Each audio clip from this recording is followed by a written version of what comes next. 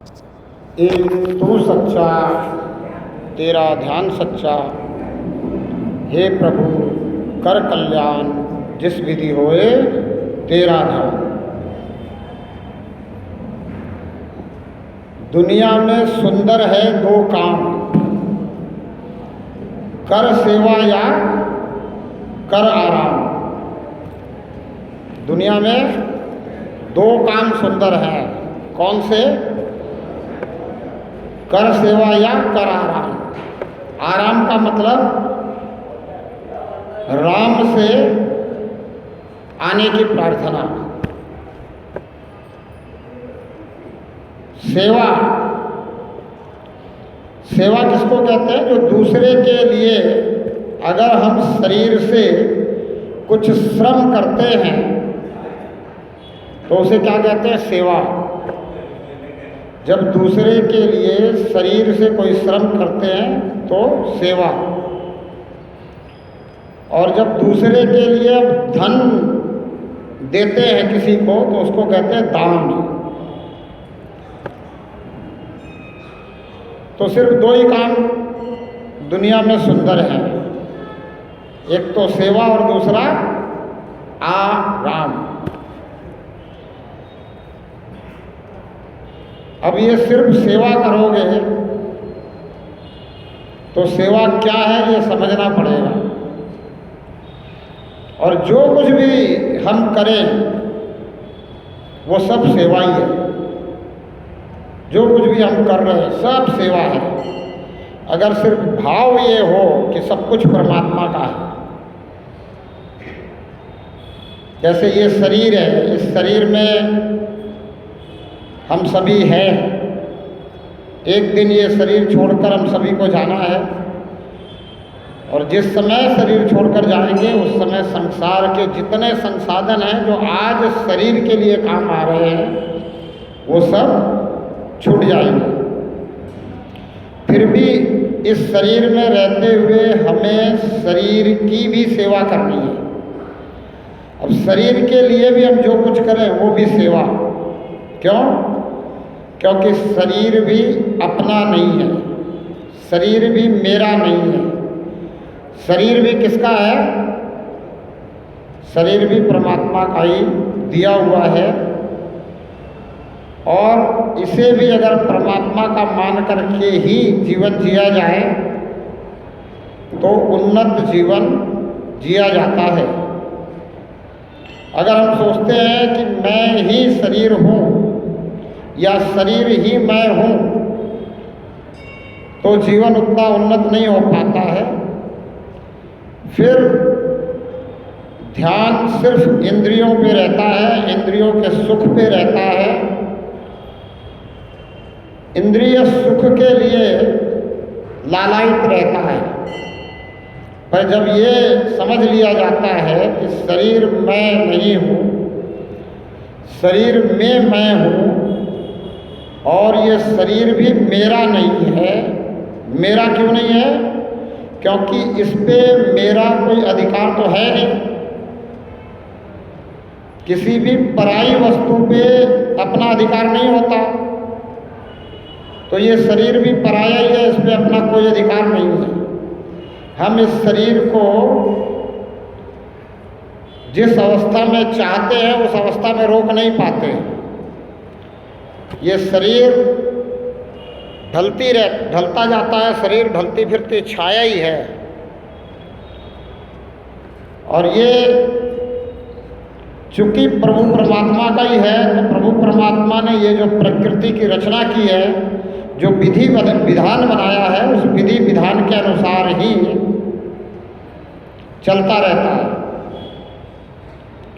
मैं इसमें हूँ और मैं जब चाहूँ तब अपना हाथ हिला सकता हूँ। मैं जब चाहूँ तब जो कुछ भी बोलना चाहूँ बोल सकता हूँ। लेकिन कब कहाँ क्या बोलना चाहिए ये सीखने के लिए आदमी को बहुत टाइम लग जाता है। बहुत लोग, बहुत से व्यक्ति अगर बचपन से अच्छी संगत में रहें तो बचपन से अच्छा बोलना सीख जाते हैं। अगर संगत बिगड़ जाए, कुसंगति में आ जाए, तो बचपन से बिगड़ते चले जाते हैं। अच्छा, हमारी सोच ये रहती है कि अभी छोटा बच्चा है, अभी ये कुछ नहीं समझ रहा, तो हम अगर उसके सामने कुछ भी बोलते रहते हैं तो जो बोलते हैं उसी को वो पकड़ता है। उस समय उसको पकड़ने की पावर रहती है, कैचिंग पावर रहती है। वो वही सीखेगा जहाँ उसका पालन पोषण हो रहा है, वहाँ के लोग जिस भाषा में बात करेंगे। अगर भद्र भाषा में बात करने वाले अभिभावकों के बीच में बच्चा पल रहा है तो उसकी भाषा भद्रता वाली होगी। वो सुंदर शब्द का इस्तेमाल करेगा, सबको सम्मानजनक शब्दों से पुकारेगा, सम्मानजनक शब्दों से सबका व्यवहार सबके साथ करेगा। तो इसलिए जरूरी ये है कि हम सोच समझ करके जहाँ जो बोलना चाहिए वहाँ बोलने का वैसा ही प्रयास करें। और कोई अगर गलत बोल रहा है और उससे हमें किसी प्रकार से कोई दैविक भौतिक हानि नहीं हो रही है तो उसको इग्नोर करें। उसके साथ हमें भी अपनी भाषा, अपने शब्द, अपनी जुबान गंदी करने की ज़रूरत नहीं है। अगर हम ऐसा करने लग जाएंगे तो हम दुखी होंगे। हमें अगर दुख से बचना है तो कुछ बातें, कुछ लोगों की कुछ एक्टिविटीज़ होती है जिनकी उनको आदत पड़ गई होती है, उसको इग्नोर करना होता है, क्योंकि वो उसी संगत में रहा है, उसमें उसका कोई दोष नहीं है। जैसे आप पंजाब में चले जाओ और किसी सरदार से बात करो, पहले भी मैंने बताया है, तो उसकी आदत बनी हुई है, वो गाली बात करते करते उसके बीच में आ ही जाएगी। तो अब आप सोचो कि वो नाराज है या और किसी प्रकार से गाली दे रही, उसकी वो संगत की रंगत है।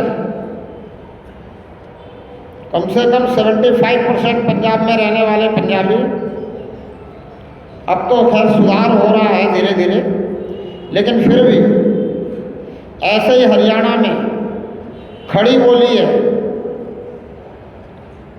प्रेम की बोली बहुत है।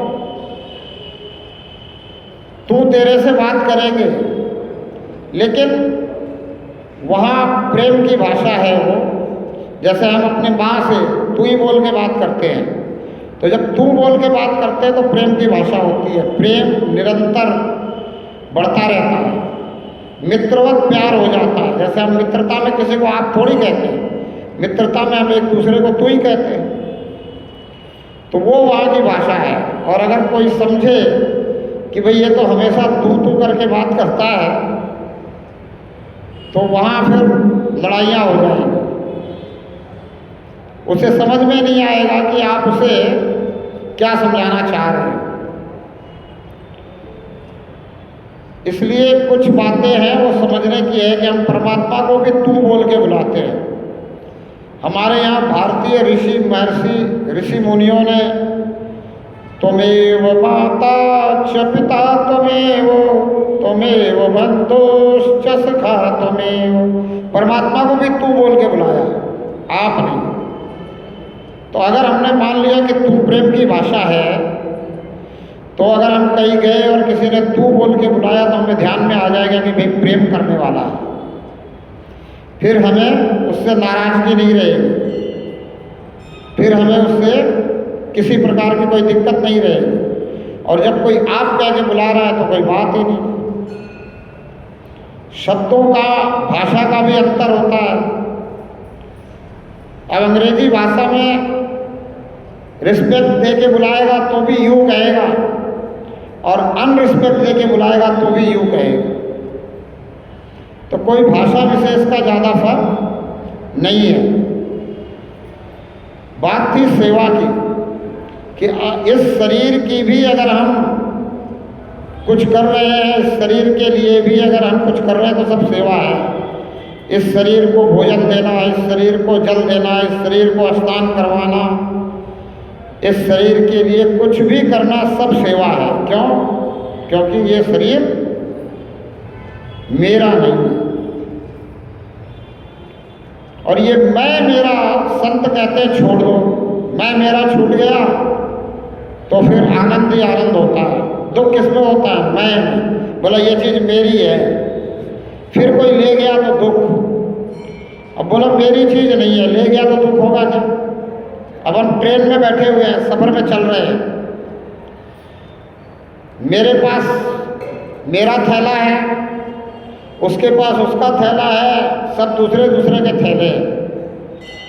मुझे पता है कि ये मेरा थैला है, बाकी सब दूसरे के हैं, और मैं गहरी नींद में सो जाऊँ और कोई दूसरे का थैला ले गया तो मुझे उतना दुख होगा क्या? नहीं होगा। क्यों? क्योंकि दूसरे का है, दूसरे की वस्तु है, ले जाए कोई, मुझे दुख नहीं होगा। पर मेरा थैला कोई ले जाए तो दुखी होऊंगा। अगर उसी थैले को मैं ये समझ लूं कि परमात्मा ने मुझे इस्तेमाल करने के लिए दिया है, ये शरीर रूपी साधन के लिए संसाधन, और वो संसाधन भी अगर कोई ले गया और मुझे पता है कि परमात्मा ने देना है, परमात्मा देने वाला है और दे देगा, तो भी फिर मैं दुखी नहीं। अगर उस थैले को मैं कहूँ कि भाई मेरा ही थैला है और अब और नहीं मिलेगा, और कहाँ से मिलेगा, कैसे मिलेगा, फिर उसके लिए मुझे ही प्रयत्न करके लेना पड़ेगा, तो मेरे अंदर घनघोर दुख शुरू हो जाएगा, जिसको कहते हैं मानसिक दुख। विचार के कारण दुख है। हमने विचार कर लिया कि ये तो मेरा थैला है, इसको कोई ना ले जाए। अब वो मेरा मेरा करने के कारण मैं चैन से नींद से सो भी नहीं पाऊंगा। क्यों? मेरा है, मुझे संभालना है। अगर वो मैंने मेरा मेरा नहीं समझा और मैंने यही समझा कि शरीर भी परमात्मा का है और ये सब कुछ परमात्मा का है और परमात्मा ने मुझे इस्तेमाल के लिए दिया है, और जैसा मैंने पहले बताया था कि हर चीज़ का इस्तेमाल बैंक के कैशियर की तरह करो। जैसे बैंक का कैशियर हो, बैठा हुआ है, पता नहीं कितने धन का लेन देन करता है, लेकिन उसे पता है कि मेरा नहीं है, सिर्फ मुझे संभालना है, तो वो एक एक पैसा संभालता है, गड़बड़ भी नहीं होने देता। लेकिन जब बैंक से निकलता है तो सब कुछ वहीं छोड़ के निकल जाता है, मतलब मेरा कुछ नहीं है। तो ऐसे ही हमें मिला हुआ है, सब कुछ परमात्मा का है, संभालो, बहुत बढ़िया से संभालो। इसी को सेवा कहते हैं, संभालो बहुत बढ़िया से। जो भी चीज़ मिली है उसका बढ़िया से सदुपयोग करो, उसका दुरुपयोग मत करो। इस शरीर की सेवा करो, इस शरीर में फालतू की चीज मत डालो। नशा व्यसन के लिए, क्षणिक सुख के लिए, क्षणिक आनंद के लिए,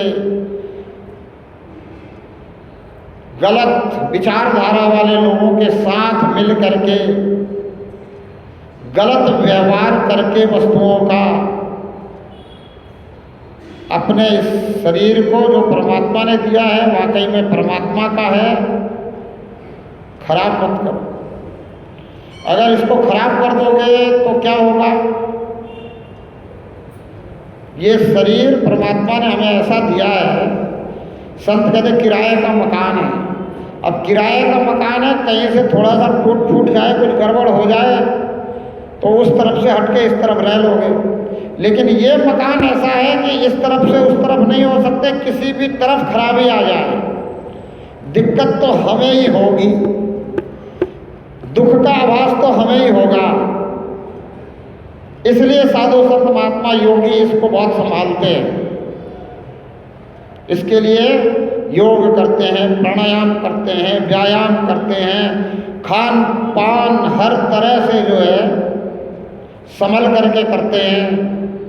अब इसके लिए ऑक्सीजन चाहिए तो पर्यावरण का ध्यान रखते हैं, जहाँ मौका मिले वहाँ पेड़ पौधों को लगाते हैं। अब ये सब सेवा में ही है। और मैं पीछे भी 2-3 बार कह चुका हूँ कि अपने जीवन में कम से कम एक पौधा लगाओ, और नीम का पौधा लगा सको तो जरूर लगाओ।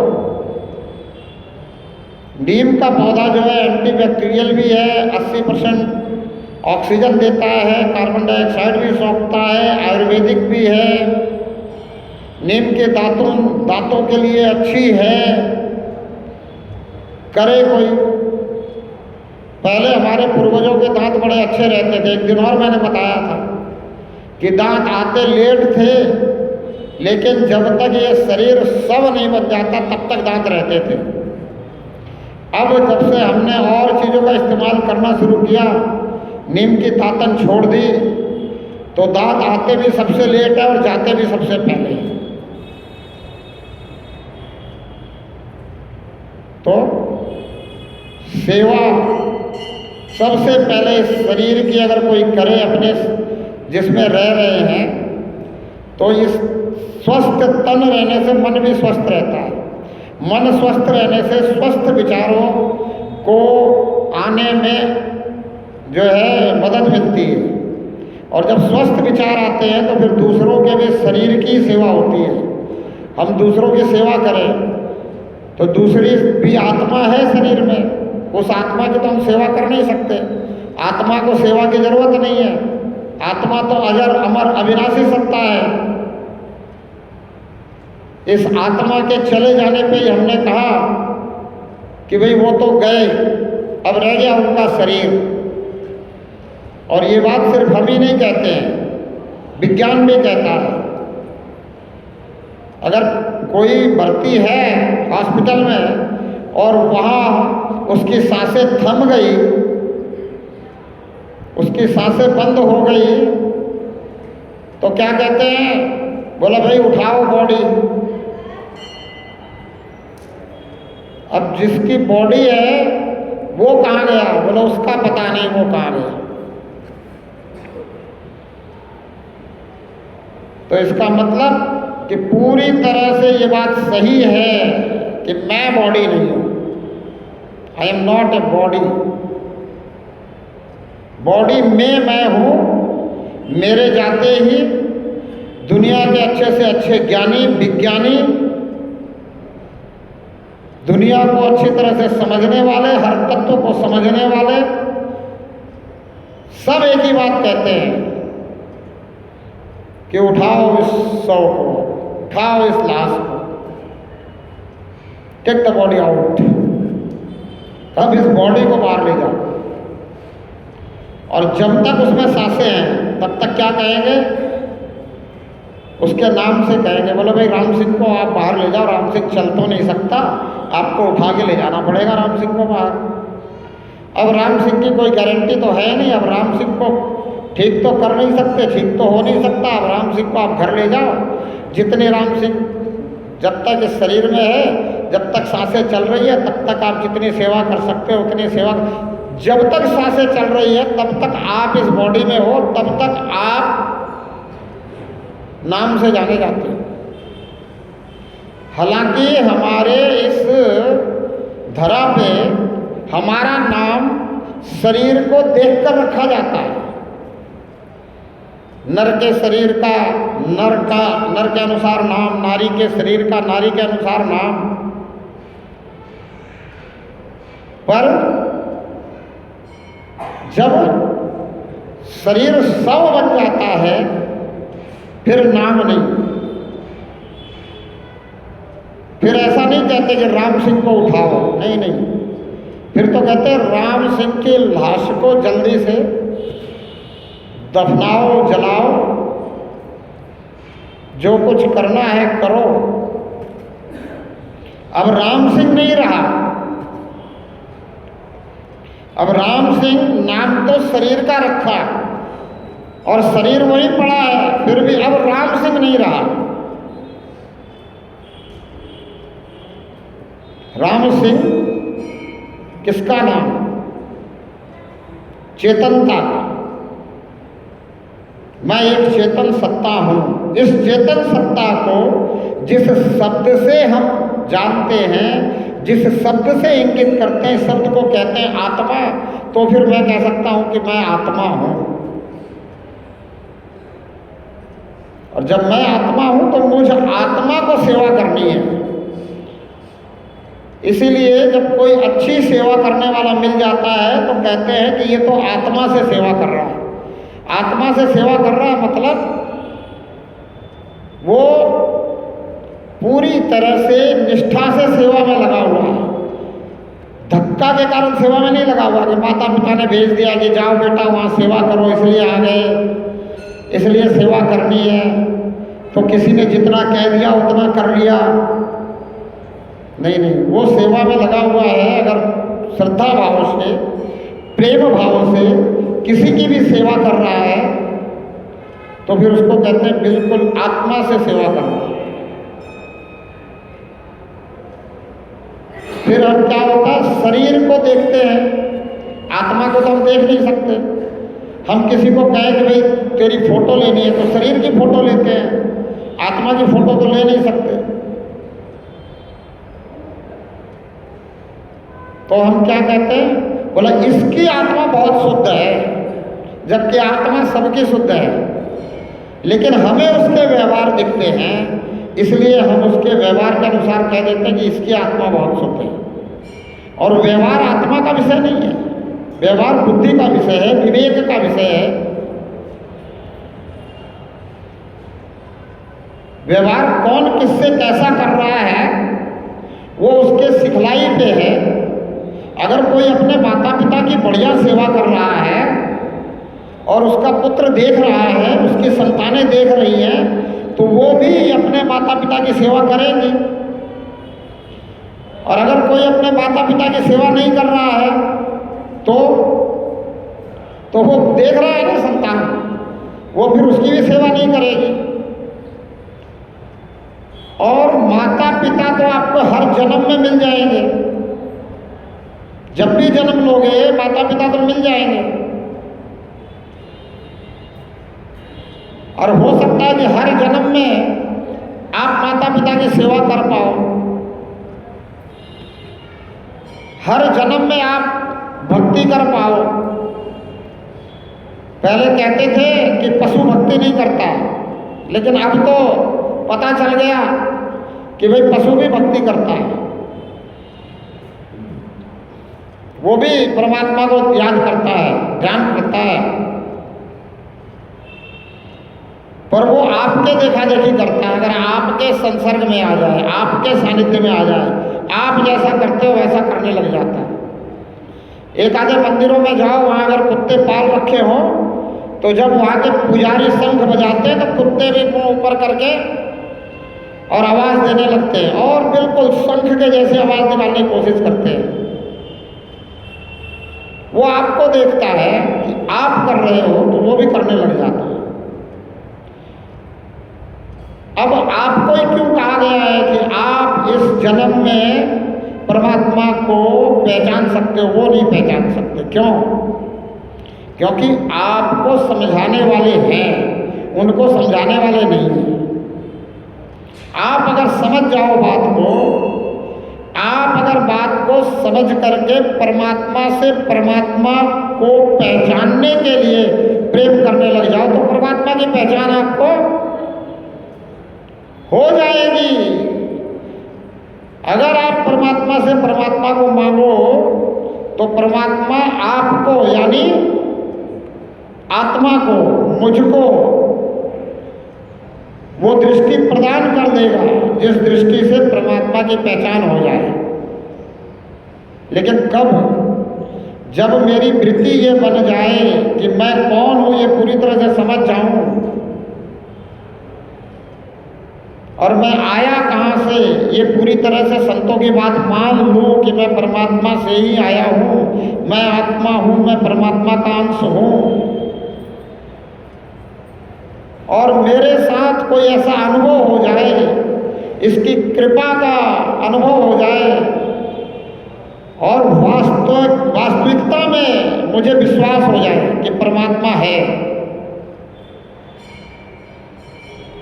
और फिर पूरी संलग्नता से मैं प्रार्थना में लग जाऊं।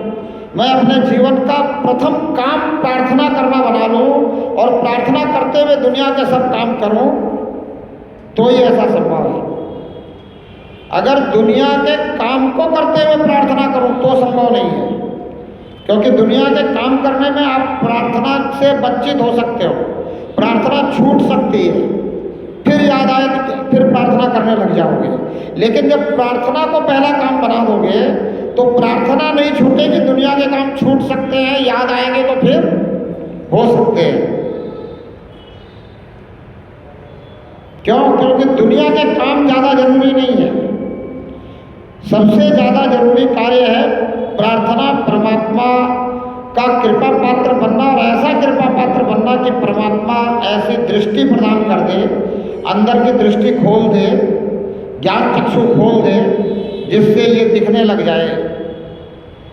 फिर मैं भी कह पाऊँ कि जिधर देखता हूँ उधर तू ही तू है, हर बसर में हूँ बहू है, और फिर मैं जो करूँ, फिर मेरे शरीर द्वारा जो हो सब सेवा हो। तो इसीलिए कहा कि दुनिया में सुंदर है दो काम, कर सेवा और कर आराम।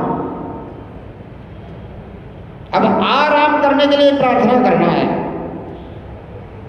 कि तू मेरे सबसे नजदीक है, मेरे अंदर ही है, ये मुझे पता है। अब तू मुझे ऐसी दृष्टि प्रदान कर दे, अंदर की दृष्टि, मुझ आत्मा को आत्मिक दृष्टि दे दे, मेरी आत्मा की आंखें खोल दे, ज्ञान चक्षु खोल दे कि तेरे दीदार हो जाए, निगाहें दीदार की दे दे। इन आंखों से परमात्मा के दर्शन नहीं हो सकते। क्यों नहीं हो सकते? क्योंकि ये तो साधन मात्र है। जब तक मैं इस शरीर में हूं तब तक इन आंखों से देखता हूं। अब इस शरीर से निकलने के बाद, फिर शरीर से निकलने के बाद भी परमात्मा में ध्यान रहना है, परमात्मा में गमन होनी है, इसलिए अंदर की आंखें खुलनी पड़ेगी, मुझ आत्मा की आंखें खुलनी पड़ेगी, क्योंकि मुझ आत्मा को ही शरीर छोड़कर जाना है। अब जब ऐसी अवस्था आ जाए तभी सेवा वाकई में होती है, तभी हम जो करें वो सब सेवा है। इस शरीर के लिए करें, किसी दूसरे शरीर के लिए करें, किसी तीसरे शरीर के लिए करें, किसी जरूरतमंद के लिए करें, तन से करें, मन से करें, धन से करें, जितना परमात्मा ने सामर्थ्य दिया है उसके अनुसार करें, फिर वो क्या सेवा है। और ये दो ही काम अच्छे हैं दुनिया में। सबसे पहला काम प्रार्थना, फर्स्ट प्रेफरेंस किसको? प्रार्थना। और वो प्रार्थना कैसी? तो बोला सुमिरन सुरती लगाई के मुख से कुछ न हो। सुमिरन सुरती लगाई के मुख से कुछ न हो। अंदर का पट खोल सखी रे, अंदर का पट खोल। अंदर से प्रार्थना, हमेशा प्रार्थना अंदर से होती है। जब अंदर की प्रार्थना में संसार घुसा रहता है तब प्रार्थना बाहर से होती है, तब बाहर का दिखावा होता है। जब अंदर संसार घुस गया है, जब संसार के कारण परमात्मा से प्रेम हो गया, तब जाकर के बाहर से दिखावा होता है, तब बाहर की प्रार्थना होती है। तब हम बाहर से लोगों से पूछते हैं कि मुझे संसार में ये दिक्कत, वो दिक्कत। जब हम अंदर परमात्मा से बातें करने लग जाते हैं तो संसार के लोगों से पूछने की दिक्कत नहीं है कि मुझे इन दिक्कतों के लिए क्या करना चाहिए, फिर तो परमात्मा से ही बातें करते हैं। और परमात्मा से बातें होने लग गई, परमात्मा जिसका सखा बन गया, मित्र बन गया, जिसका परमात्मा सब कुछ बन गया, माता पिता, बंधु, भाई भगिनी, गुरु, सब कुछ परमात्मा बन गया। मेरा सब कुछ तू ही है, ऐसा ऋषि मुनियों ने कहा। तुमेव माता च पिता तुमेव बंधु च सखा तुमेव विद्या, बोले विद्या भी तू ही है। क्यों है तू विद्या? क्योंकि तुझे जानना ही विद्या है। संसार को जानना अविद्या है। आध्यात्म की भाषा में संसार को जानना अविद्या है। इसलिए त्वमेव विद्या द्रविणम त्वमेव। बोले ये जो द्रव्य के पीछे मैं पड़ा हुआ हूँ ये भी तू ही है, तेरे से ही तो बना है। त्वमेव सर्वम मम देव। तू सब कुछ है मेरा। अब सब कुछ में गुरु भी आ गया। इसलिए मैं कहता हूं कि गुरु परमात्मा को ही बनाओ। अगर परमात्मा ने बुद्धि नहीं दी होती तो कोई कुछ नहीं दे सकता था। अब मैंने एक दिन कहा किसी से कि भाई परमात्मा ने बुद्धि नहीं दी होती तो कोई कुछ नहीं दे सकता था। तो बोला परमात्मा ने बुद्धि दी लेकिन क ख ग परमात्मा ने सिखाया क्या? वो तो शिक्षक से सीखना पड़ा ना जाकर के। तो भाई अविद्या जो है वो तो सीखनी पड़ेगी आपको, लेकिन जो विद्या है ये तो परमात्मा ने ही देनी है। ये तो परमात्मा की कृपा से ही आएगी। अब कबीर अनपढ़ हैं, कबीर के काला अक्षर भैंस बराबर है, पहले भी बता चुका हूं। लेकिन कबीर को विद्या कितनी दे दी। कबीर ने जो कुछ कहा है, इतने पद्य लिखे हैं कबीर ने, उन पे ये अविद्या पढ़ने वाले सभी पीएचडी कर रहे हैं। क्लास 4 से कबीर के दोहे शुरू हो जाते हैं।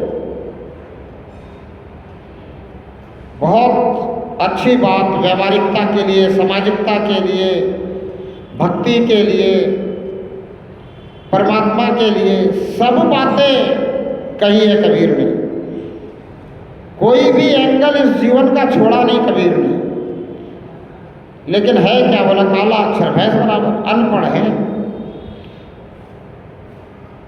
अविद्या ना भी आए तो भी विद्या दे देता है परमात्मा, अगर हम परमात्मा से जुड़ जाएं। और फिर उस विद्या के आ जाने से जो हम सेवा करते हैं वो सेवा निरंतर, अब जब तक ये धरती रहेगी तब तक कबीर की सेवा चल रही है। कबीर ने जो कह दिया उसे हम पढ़ रहे हैं, सेवा कबीर की तब तक चल रही है। तो विद्या आ जाने के बाद जो सेवा होती है वो निरंतरता के लिए हो जाती है। और कबीर में विद्या आई, इसलिए कबीर को याद किया जा रहा है। अविद्या पढ़ने वाले भी याद कर रहे हैं, भक्त भी याद कर रहे हैं, दोनों याद कर रहे हैं, विद्या और अविद्या दोनों को समझने वाले, जानने वाले। लेकिन किसी बहुत पढ़े लिखे वैज्ञानिक को कोई भक्त याद करता है क्या? किसी बहुत पढ़े लिखे वैज्ञानिक को कोई संत याद करता है क्या? कोई विद्या को चाहने वाला, विद्या को पाने वाला याद करता है क्या? नहीं करता। हालांकि उसके पास अविद्या की बहुत बड़ी प्रयास करके पाई हुई संतति है, संपत्ति है, पर उसको कौन याद करता है? अविद्या वाले ही उसको जान पाते हैं। अविद्या में ही उसको सिखाया जाएगा, विद्या में नहीं सिखाया जाएगा। पर कबीर को अविद्या नहीं आती है, काला अक्षर भैंस बराबर है, विद्या आ गई है। तो सिर्फ विद्या वाले नहीं याद करते, अविद्या वाले को भी कहा जा रहा है कि तुम भी पढ़ो, तुम्हें पढ़ना पड़ेगा। जिसको क ख ग नहीं आता था, जिसको किसी शब्द से मतलब ही नहीं था, जिसको शब्द की पहचान नहीं थी, जिसको अक्षर ज्ञान भी नहीं था, उसको भी वो पढ़ रहे हैं। तो इसलिए संत कहते हैं कि भाई तुमने अगर अपने जीवन में और कुछ भी नहीं किया तो भी जब जाग जाओ, जब परमात्मा से जुड़ जाओ, जब प्रार्थना को अपना प्रमुख कर्तव्य बना लो, जब तुम्हें ये समझ में आ जाए कि ये जीवन परमात्मा को पहचानने के लिए मिला है, यही जीवन का मूल उद्देश्य है, यही साधु संत महात्मा समझा रहे हैं कि भाई जीवन क्यों मिला। बोला परमात्मा को पाने के लिए, परमात्मा को मिलने के लिए, परमात्मा से मिलने के लिए, परमात्मा को पहचानने के लिए, परमात्मा को समझने के लिए, परमात्मा को भजने के लिए। अब इतनी सी बात अगर पूरी तरह से समझ में आ जाए, बैठ जाए इस बुद्धि में, विवेक में, और इस बुद्धि विवेक से पता चल जाए मुझ आत्मा को और मैं लग जाऊं प्रार्थना में अंदर ही अंदर। ये सब अंदर की बातें हैं, बाहर का दिखावा नहीं है, लोक दिखावा नहीं है। लोक दिखावा बहुत चल रहा है आजकल दुनिया में, सभी कर रहे हैं। अधर्मी तो 5-5 टाइम का नमाज पढ़ रहे हैं, बहुत बड़ा लोक दिखावा कर रहे हैं। हजारों की संख्या में इकट्ठे होकर के याद कर रहे हैं परमात्मा को, हजारों की संख्या में इकट्ठे होकर के कह रहे हैं अपनी भाषा में कि वो तेरे से बड़ा कोई नहीं है। वो सब क्या है? सिर्फ लोक दिखावा है, अंदर से रंगे नहीं है। और जो अंदर से रंग गया उनमें भी, उसको हम सूफी संत कहते हैं। जो अंदर से रंग गया उनमें भी, वो भी बड़े कमाल का व्यक्तित्व उसका भी हो जाता है, और उसे भी हम याद करते हैं। क्यों? क्योंकि हम धर्म के लोग हैं, धर्मी लोग हैं। वो तो उसको मार देते हैं। उन्होंने अपने संतों को मारा भी है, जिन्होंने ये कहा है कि भाई परमात्मा एक ही है और सब जगह है, कोई भेद नहीं है। लेकिन वो अधर्मी है, इसलिए वो भेद डाल के रखते हैं। वो कहते हैं मेरा अलग है, तेरा अलग है। हम चाहे कितना भी कहते रहे कि भाई एक ही है, पर वो नहीं मानते कि एक ही है। अगर एक ही मान जाएं तो फिर गिरोह ही खत्म हो जाए उनका, फिर उनकी कट्टरता खत्म हो जाए। लेकिन वो मानते नहीं हैं, और वो फिर उसी को सेवा समझते हैं कि हम बहुत बड़ी सेवा कर रहे हैं, हम अपने लोगों को बचा रहे हैं और दूसरों को मार रहे हैं। हालांकि वो क्या करते हैं, उनके अंदर 72 फिरके भी है, ये भी समझो। उनकी भी लड़ाइयाँ चलती रहती है। वो आपस में भी एक दूसरे को काफिर कहते हैं। शिया सुन्नी को काफिर कह रहा है, अहमदिया बरबेलिया को काफिर कह रहा है, बरबेलिया अहमदिया को काफिर कह रहा है, सुन्नी शिया को काफिर कह रहा है। 72 फिरके उनमें भी है। वो आपस में लड़ के ही खत्म हो जाएंगे, ऐसा संतों ने भी कहा है। इसलिए मैं कहता हूँ, इसलिए मैंने सुबह कहा था कि भाई हमें लड़ने की ज़रूरत नहीं है, और आज तो बिल्कुल भी नहीं है। आज तो सिर्फ हमें जो चाहिए वो एक पत्र में लिख करके देने की ज़रूरत है पीएमओ तक। अगर हर व्यक्ति अपनी नागरिक धर्म को अपनाए, राष्ट्र धर्म को अपनाए, और एक लेटर लिखे, उसमें लिखे कि भाई समान नागरिक कानून होना चाहिए, जनसंख्या नियंत्रण कानून होना चाहिए, और हमारे जो प्रतिनिधि हो वो 50% वोट से ज़्यादा के चुने हुए होने चाहिए। और ये बात अगर ज़्यादा से ज़्यादा पहुंच जाए सरकार तक, तो फिर सरकार वो करने के लिए आपके सामने आएगी, और आपके जो नेता होंगे आपसे कहेंगे कि मुझे जिता दो तो मैं ये काम करूँगा। तो फिर आप उन्हें जिता दोगे तो ये काम हो जाएगा। लड़ने की इसके लिए ज़रूरत नहीं है, कोई हल्ला गुल्ला करने की ज़रूरत नहीं है। हल्ला गुल्ला बहुत करते हैं, काम का काम नहीं करते हम लोग। ये काम का काम है, ये सबसे बड़ी सेवा है, राष्ट्र सेवा। मैंने सुबह कहा, बहुत अच्छी तरह से कहा, अगर किसी के पास ये बड़ा मोबाइल है तो मेरा YouTube चैनल ले लो और सुबह वाली मेरी वीडियो सुनो। बहुत व्याख्या के साथ मैंने व्याख्या की है उसकी, कि भाई सिर्फ एक पत्र लिखना है एक नागरिक को, और कुछ नहीं करना है। और हर एक नागरिक तक ये बात पहुंच जाए और समझ में आ जाए, बुद्धि में बैठ जाए। और जितने अच्छे लोग हैं, जितने धार्मिक लोग हैं, जो चाहते हैं वाकई में, जो राष्ट्र सेवा करना चाहते हैं, वो बस इतना सा ही काम करें कि एक पत्र लिखे और उसको पीएमओ के नाम जो है भेज दें। देश में शांति हो जाएगी। और देश की बात नहीं कर रहा हूं, इसी चीज को अगर पूरी दुनिया ने अपना लिया तो पूरी दुनिया में शांति हो जाएगी। और अगर आपने परमात्मा से प्रेम करना शुरू कर दिया और आपने प्रथम भक्ति जो शुरू करी है संतों का संग करना, दूसरी भक्ति अगर आपने शुरू कर दी तो भी पूरे भारत में शांति हो जाएगी, और साथ साथ में जब भारत को पूरी दुनिया देखेगी तो पूरी दुनिया में शांति हो जाएगी। विश्व शांति का तो हमारा मंत्र रहा है।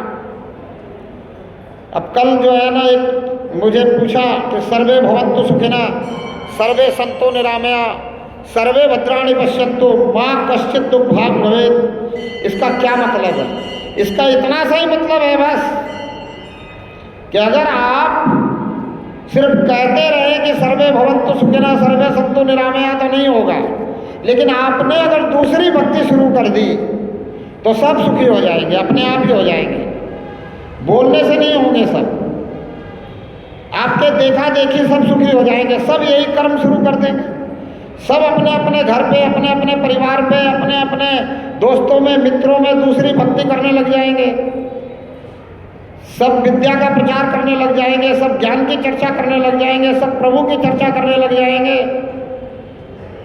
सब धर्म का प्रचार करने लग जाएंगे, सब जो है अधर्म से हट जाएंगे, सबको सही मायने में पता चल जाएगा कि धर्म क्या है, अधर्म क्या है। सब ये समझ जाएंगे कि ये तथाकथित धर्म जो है ये अधर्मियों के गैंग है, ये धर्म नहीं है। तो फिर शांति अपने आप स्थापित हो जाएगी। और जब शांति आपके घर परिवार में, आपके मोहल्ले में, आपके शहर में होती हुई पूरे विश्व में फैलेगी तो विश्व में शांति हो जाएगी। बस करना आपको है शुरुआत, सिर्फ बोलने से नहीं होगा कि सर्वे भवन्तु सुखिनः बोल दिया, बोला तो बहुत, हमारे ऋषि मुनियों ने बहुत पहले से बोला हुआ, लेकिन सब सुखी हुए क्या? नहीं हुए। क्यों नहीं हुए? क्योंकि कर्म में वो बात नहीं उतर रही है, सेवा भाव नहीं बन रहा है, दूसरी भक्ति शुरू नहीं कर पा रहे हैं, इसलिए नहीं हो रहा। कह तो दिया सर्वे भवन्तु सुखिनः सर्वे सन्तु निरामया सर्वे भद्राणि पश्यन्तु माँ कश्चित् दुःखभाग् भवेत्। बोला किसी को भी दुख नहीं होना चाहिए, लेकिन खाली बोलने से थोड़ी होगा, कर्म करने से होगा। अगर सभी अच्छे कर्म करने लग जाए तो किसी को दुख नहीं होगा। अब जो अच्छा कर्म करेगा उसको दुख होना ही नहीं है, जो जैसा कर्म करेगा उसको वैसा फल मिलेगा। सिर्फ बोलने से क्या होगा? ये तो विधि का विधान है। तो अगर चाहते हैं, और हम चाहते हैं कि सब सुखी हो, क्यों? क्योंकि पूरी धरती हमारा परिवार है। जब पूरी धरती हमारा परिवार है तो हम जो ये छोटे से परिवार में बैठे हैं, उस परिवार में तो हम दूसरी भक्ति शुरू करें। हम सभी को जो है वो बात बताने की कोशिश करें जो बात हम प्रथम भक्ति संतन का संग करके समझ के आए हैं, जान के आए हैं, जिसे हमें लगता है कि करना ही चाहिए, सबको करना चाहिए, वो बतानी शुरू करें। क्यों?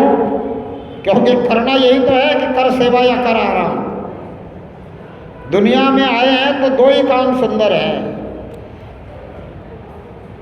जग में सुंदर है दो काम, कर सेवा या कर आराम। सेवा का आपको बता दिया कि आप अपने शरीर के लिए, इस शरीर के लिए भी जो कुछ कर रहे हो, अगर आप समझ चुके हो कि ये शरीर मेरा नहीं है, मैं शरीर नहीं हूँ, मेरा इस शरीर पे पूरा कंट्रोल नहीं है, इसलिए ये मेरा नहीं है, मेरी चीज़ पे पूरा कंट्रोल रहता है।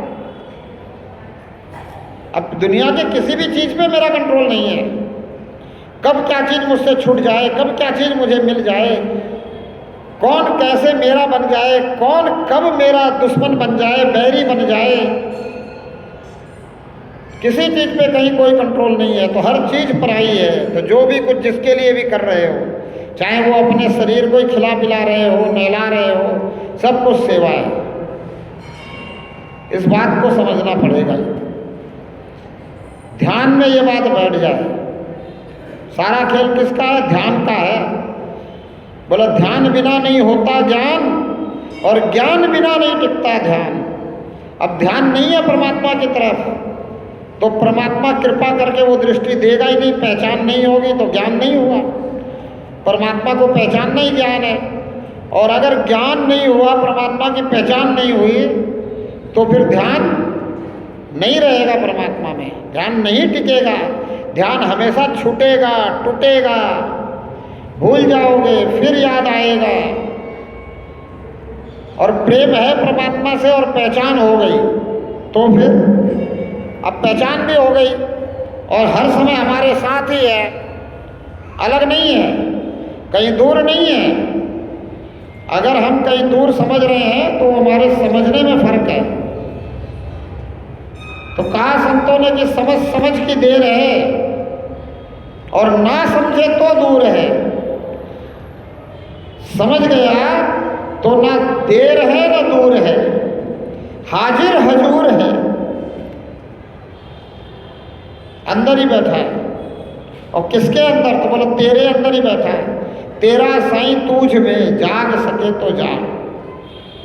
एक ही बात बार बार समझाई जा रही है।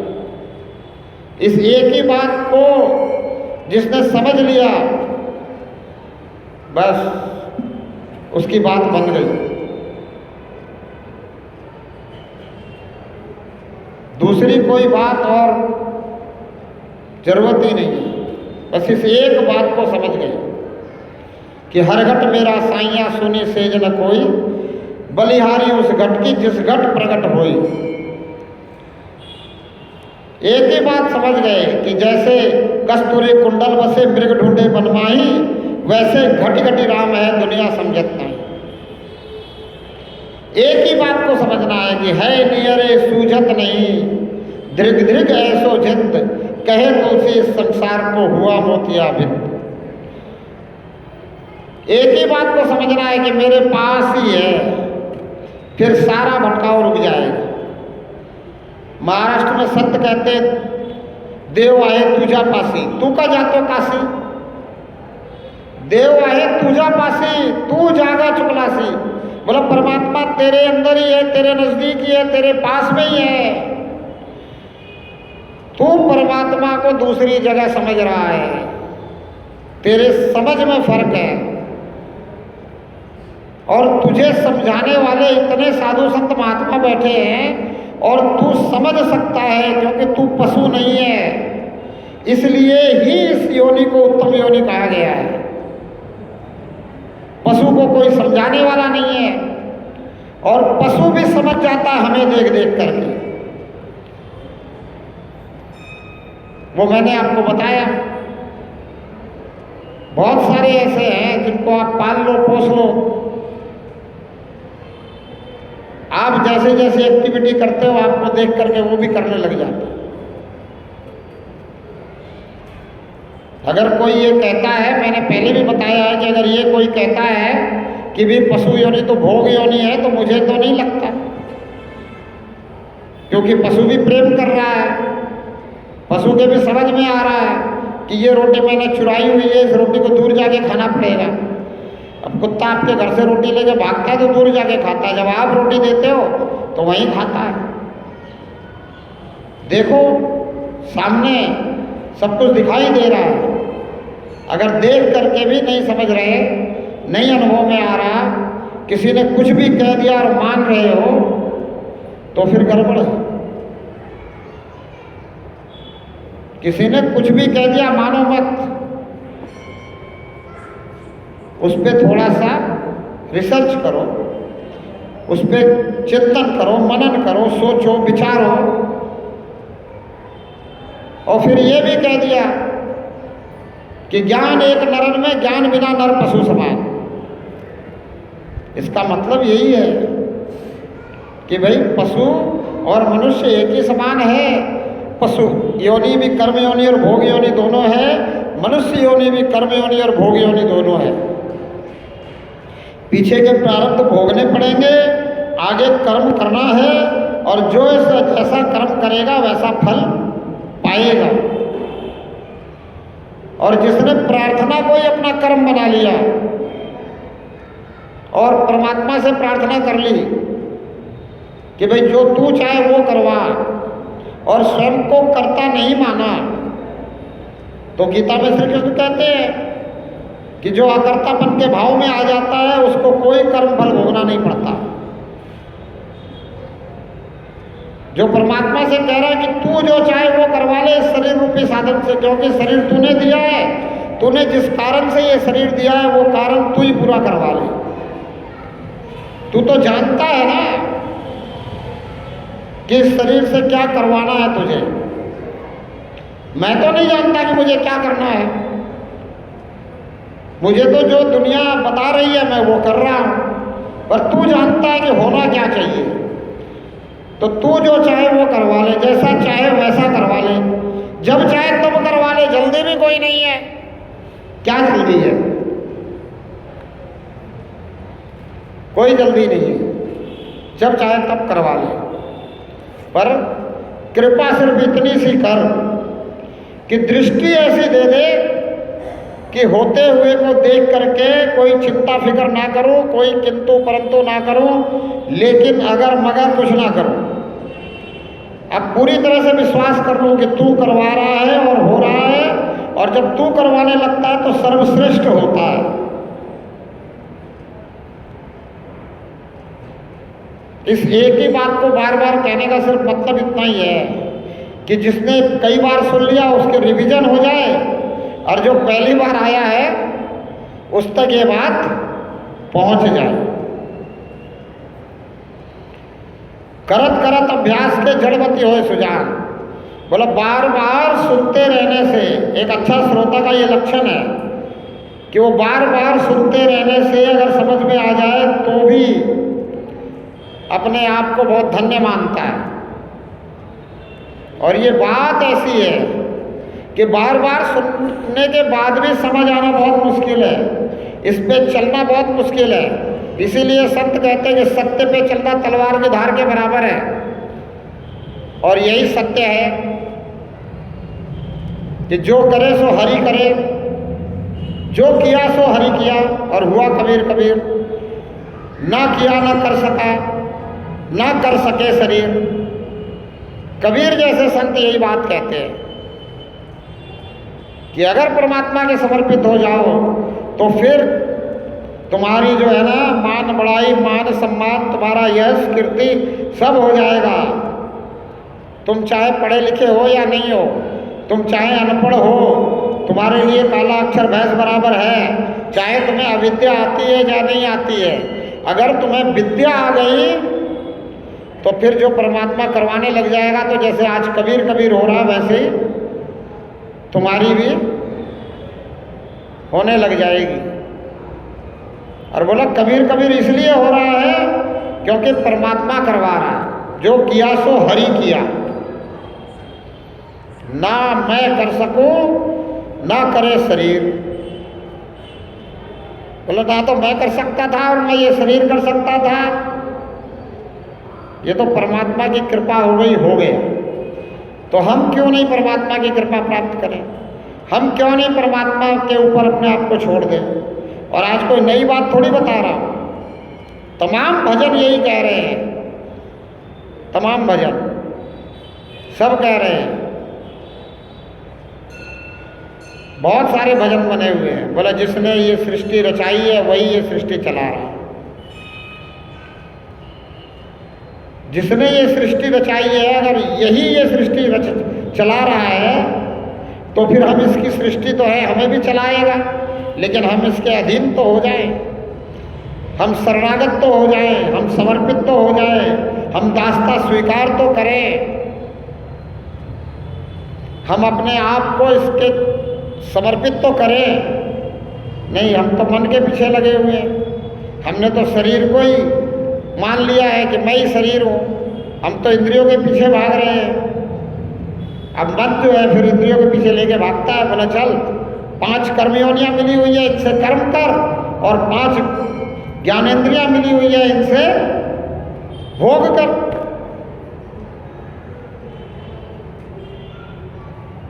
इन ज्ञानेंद्रियों से अविद्या को साध ले, और इसी को विद्या कई विद्या रहे हैं, इसको इसी को विद्या कह रहे हैं, जो शरीर के काम आने वाली है, आत्मा के कुछ काम आने वाली नहीं है। जो मेरे लिए किसी काम की नहीं है, सिर्फ इस शरीर के लिए काम की है, फिर भी मैं इसके तरफ ही भाग रहा हूँ। क्यों? क्योंकि मैं अपने आप को शरीर ही समझ रहा हूँ। गड़बड़ यहाँ है।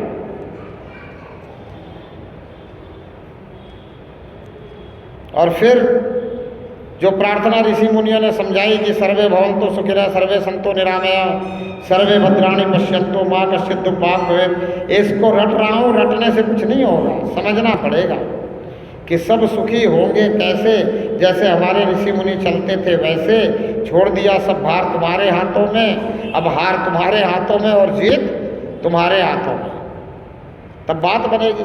सिर्फ गाने से थोड़ी होगी कि गाना भजन गा लिया, खूब ढोल पेटी बजाए, कानों को सुनने में अच्छा लगता है, मन को बड़ा आनंद आता है, बहुत मस्ती आती है, शरीर का अंग अंग खुल जाता है, मेरा कुछ बना कि नहीं बना पता ही नहीं चलता है, गा खूब लिया, बोले छोड़ दिया सब भार तुम्हारे हाथों में, अब हार तुम्हारे हाथों में, अब जीत तुम्हारे हाथों में, छोड़ा कुछ नहीं। भजन को गा करके गए तो फिर वही मैं मेरी शुरू, तू तेरी हुई नहीं। और नानक जी ने तू तेरी शुरू कर दी, बोला तेरा ही तेरा, तेरा ही तेरा, तेरा ही तेरा। दुकानदार बनाने चाहते थे पिताजी, दुकानदार की जगह विद्यावान बन गए, और आज हम सब याद कर रहे हैं। और दुकानदार बन जाते तो याद करते क्या? नहीं करते। मैं मेरी में अटक जाते, वो भी तो याद करते क्या? हम नहीं, वो तो तेरा तेरा, तेरे तेरे में अटक गए, सब कुछ तेरा, सब कुछ तेरा ही है, मेरा क्या है? तब हम आज याद कर रहे हैं। फिर परमात्मा ने उनसे ऐसा करवा लिया जो सबसे अच्छा हो गया। लेकिन क्या हो रहा है अभी भी कि ये जितने हमारे संत महात्मा बने, जिन्होंने हमें अच्छी बातें सिखाई, इनके पीछे भी दुकानदारियां शुरू कर दी, इन्हीं को परमात्मा बना के घोषित कर दिया। ना समझे ना समझा रहे हैं कि भाई ये संतों ने किसकी आराधना की, किसकी प्रार्थना की, किससे जुड़े, नहीं समझा रहे। जो परमात्मा से जुड़ा उसी को परमात्मा घोषित कर दिया, नई नई दुकानदारी शुरू कर दी, और लालच में, डर में आप इन दुकानों में फंसे पड़े हो। आपका धर्म क्या? मानव धर्म, लेकिन आपने अपने आप को, किसी ने हिंदू, किसी ने सिख, किसी ने ईसाई, किसी ने कुछ, किसी ने कुछ, किसी ने कुछ मान लिया। धर्म क्या है? तो बोला मानवता, इंसानियत। अधर्म क्या है? तो बोले दानवता। अब दानवता क्या है? तो बोले जिसके अंदर दया नहीं है वो दानव है। तो जिसके अंदर दया नहीं है उसको धर्म क्यों मान लिया भैया? बहुत गड़बड़ चल रही है। समय कह रहा है कि रोज एक ही बात बोलते रहते हो, सुनाते रहो जब तक सुना सकते हो, लेकिन समय पे बंद कर दो। व्यवस्थाएं हैं सामाजिक, व्यवहारिक, इसका ध्यान रखना पड़ता है। जब सबके साथ में रहते हैं, चर्चा करते हैं तो व्यवस्था के अनुसार, लेकिन जब अकेले रहो फिर कोई अवस्था व्यवस्था नहीं, फिर तो जितनी बातें कर सको करो, परमात्मा से जुड़ जाओ, परमात्मा से। संत कहते हैं अकेले रहो तो परमात्मा से बातें करो, और जब दूसरा कोई शरीरधारी मिल जाए तो परमात्मा की बातें करो। बोलो परमपिता परमात्मा की, धर्म की, अधर्म का, प्राणियों में, विश्व का, गौ माता की, भारत माता की, सच्चाई का, झूठे का मुंह, एक तू सच्चा, तेरा ध्यान सच्चा। हे प्रभु करो कल्याण, जिस विधि होए तेरा ध्यान। आत्मने नमः, परमात्मने नमः।